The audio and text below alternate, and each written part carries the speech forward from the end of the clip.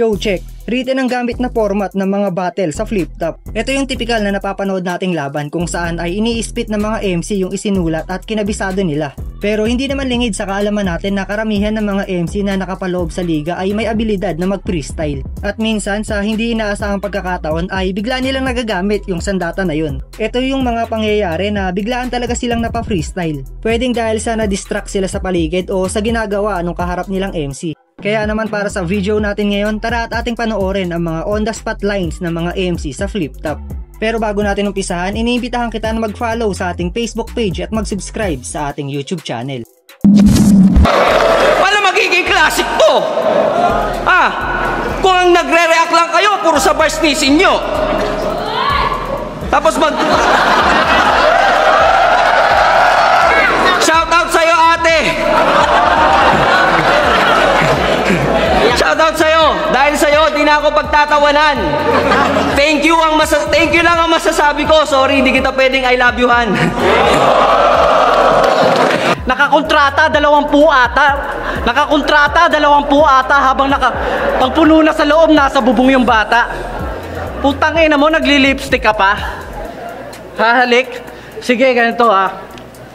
Okay. Galawang desperado. Tingnan nyo nga to. Kala mo may impact. Galawang desperado, palibasa, nagdi-distract. Sa part na to ay may inilabas na cellphone si Dopey at napansin ito ni Icarus at agarang gumana yung freestyle ability niya para punahin yung ginagawa ni Dopey. Ba't naglalabas ka niyan? May nag-text o ba't may tawag? Ba't walang ringtone? O tinitignan mo lang yung kodigo mo sa cellphone? Sa naging laban naman ni Manda Baliw at Batang Rebelde, bago matapos yung round 3 ni BR ay panandalian itong napahinto. At dahil na rin siguro sa dikdikang laban nila ay nadala si Manda at napasayaw na para bang early celebration. At ang mga sumunod na pangyayari ay hindi natin alam kung setup ba yun o on the spot. Pero napaka-solid ng ginawa ni Batang Rebelde dito. Kita naman na marami ang bumilib. Ano ba yung panghuli kong live? Yan! Ganyan ang ginagawa niya! Ganyan ang ginagawa niya! Walang kwentang technique par! Nandi-distract kasi foul! Doon lang siya nakaka-technical! Kita nyo? Kita nyo? Yung ginawa niyang physical, niribat ko ng lyrical. Ganun ako kagaling, brother. Para kang nag-shopping na ditinigyan yung presyo kaya nagulat ka sa counter. Oo, binigyan mo ako ng linya. Malugod ko yung inaamin. Pero yung laban nyo ni Fukuda, yung Shohoku reference, di ba? Sa akin yun nang galing. Diba? Oo, tignan mo, sumasagot oh. Tignan mo naman, bad trip na. Sakto lang na meron kang here kasi iyakin ka. Sasabihin mo, pogi ka sa inyo? Takin na tornilyo ang luwag. Kung ganito pogi sa Iloilo, ano yung mga tao dun? Bulag? Ano, both eye? Eh kung ikaw yung vocalist ng Mayonnaise, nagpakamatay si Jopay. O ano? Ganyan, puta freestyle na, huwag kang magangas! First time kong nakitang tumawa si Batas. At speaking of Mayonnaise, Pero bago tayo magpatuloy, alam nyo ba na may natutunan akong isang magandang investment trading? At dahil nga sa pagtitrade ko ay nakabili ako ng mga equipment na kailangan ko bilang isang content creator. Katulad na lang nitong mic na gamit ko ngayon. At ang malupit dito, kahit baguhan ka pa lang sa pagtitrade ay madali mo itong matututunan. Kaya kung interesado ka, narito ang Pocket Broker. Ituturo ko sa inyo mga tol ang 3 steps kung paano kumita ng instant $100 o katumbas ng mahigit 5,000 piso. Ang una nating gagawin mga tol ay click mo lang yung link na nasa description at nakapin sa comment section ng video na to para madirect ka sa website ni Pocket Broker. Sa paggawa ng account ay madali lang din. Click mo lang yung sign up. Pwede mo diyang gamitin yung email, Google at Facebook. At syempre, huwag mo kalimutang ilagay ang promo code na LopezZay100 para magkaroon ng bonus sa unang deposito mo. Kapag may account na kayo, ito ang unang makikita nyo, ang Pocket Broker dashboard. At base sa nakikita ko mga tol, kulay pula ang trend ngayon at sa tingin ko ay magtutuloy-tuloy pa ito pababa. Kaya naman, pindutin natin itong lower at antayin ang magiging resulta.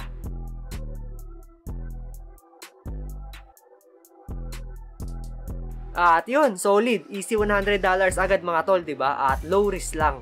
Punta naman tayo sa withdrawal mga tol. Madali lang din mag-withdraw dito dahil available dito ang bank transfer, e-wallet, GCash at maging ang cryptocurrencies. 0% yan sa mga withdrawals kaya buo nyong makukuha ang inyong profit. Pagdating naman sa mga concern nyo about sa kanilang platform ay meron silang 24/7 chat support at over 130 assets offering up to 92% yield including currency pairs, indices, stocks, and cryptocurrencies available around the clock. O diba, napaka-basic mag-grind dito mga tol kaya sabay-sabay tayong mag-trade at kumita sa one of the best platform, ang Packet Broker. At muli, huwag mo kalimutang ilagay ang promo code na LopezJZ100 para sa inyong bonus.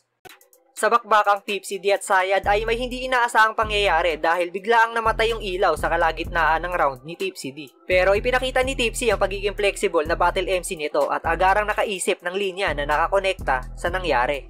At kung last round, dinivide ko into tiny Yo, huwag kayong maingay para malinaw. Kasi papatayin ko na to parang yung ilaw. Yo! Round ko to! At last na yan! Tangina mo yung tubig ko! Magmunduraan!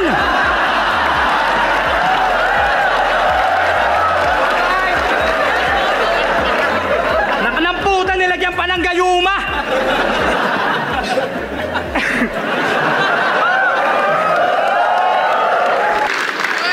Yo! Kinukuha pa yung beer ko, tangina, nakapalamukha. Ganyan talaga kapag dukha. Freestyle shit, tangina. Jonah, game!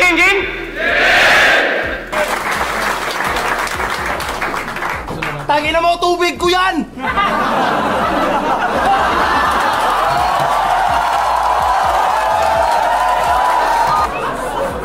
Talaga si Rudy, sobrang sakim sa sarili.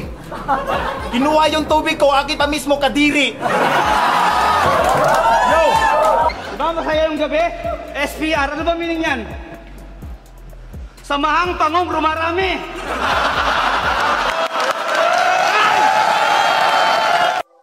Nakilala natin si Shernan na palaging may unique costume kapag bumabattle. At sa naging laban nila ni Balakid ay nag-costume ito ng Noy-Noy o Pinoy. Pero nakabuo agad ng linya o anggulo si Balakid patungkol sa suotan ni Shernan. Muntik na akong maniwala sa forever! Ano akala mo sa costume mo ngayon? Clever? May stocking pa sa noo? Ano ka ba, Abnoy? Hindi ko makilala kung si Pinoy ba yan o si Tito Boy!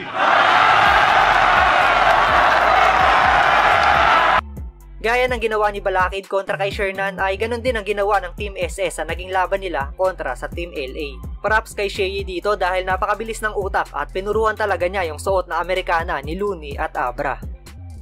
Anong akala mo? Pag nagsuot ng ganyan ng rapper, nakakamangha? Gago, mukha kang bossing sa call center na bakla!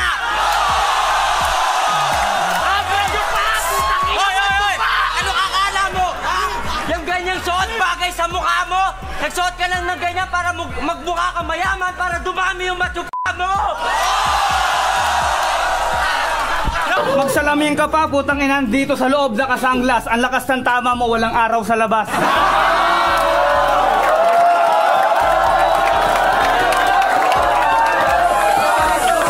Sunod, Batang Rebelde versus Pistolero. Ito, isa to sa pinaka-lap trip na freestyle na napanood ko mula kay BR.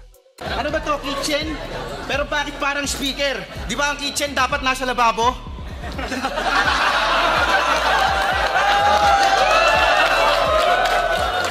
Pumapalakpak sila kahit kanina pa kita ginagago. Kasi alam mo totoo, kinain mo yung nanay ko? Kaya palang baho mo. Subukan, sa susunod na Sorry, Mama. I love you, Mama. Isa sa pinaka-classic na freestyle na ginawa ni Zaito sa battle ay noong nag-freestyle siya sa laban nila ni Sinyo. May parte kasi doon na pinifreestyle niya yung bagay na sinasabi ni Lil Jan. O diba, literal na on the spot. Lil Jan, yung mga ako ng mga salita, subukan kong upayin habang binibigyan kita ng... Bakasan mo? Bumbilya. Bumbilya, ang simbolo ng mga paanisin yung uuwi sa kanilang lumuluwa ang mata. Sapatos. Sapatos ang magsisilbing paang ipapalo ko sa pagbumuka mo mamaya. Medyas. Medyas ang papakain ko sa mag-asawa mamaya. Pagtapos natin maglaban, papakainin pa kita ng sa mukha. Orasan. Orasan na dapat tandaan mo lagi na meron tayong dapat hantungan. Malapit na ang katapusan mo sinyo, pwede ka na nilang palakpakan. Yung mga banat mo nililito. Di mo ko maiilang porket kamukha mo yung tito ko. Boundary game! Saan ko punta? Yosi ka na naman? Tangin na, wait lang! Ito ka! Sige! Tangin na ito! Parang hindi ka laban ng puta, gala ka!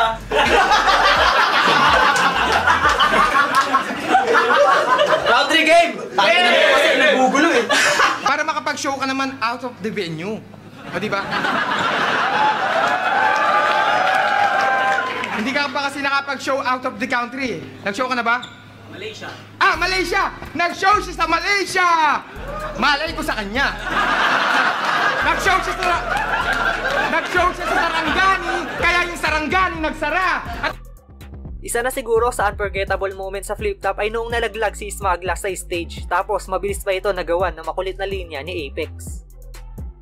Smaglas, pwede ba magsalita ka ng banayad? Atras ka ng atras para kami sayad. Nalaglag ka sa stage! Talo ka na kagad!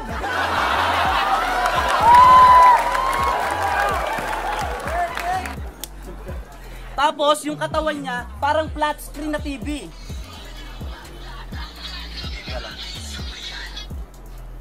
Hello? Oh, mamaya nyo na abangan si Tyke. Naglalaban pa kami. Sige. Okay, balik sa'yo. Tami nga eh. At ayan nga ang mga on the spot na linya ng ating magigiting na Battle MC. Marami pang hindi nasama sa video na to, kaya asahan nyo na gagawan pa natin to ng part 2.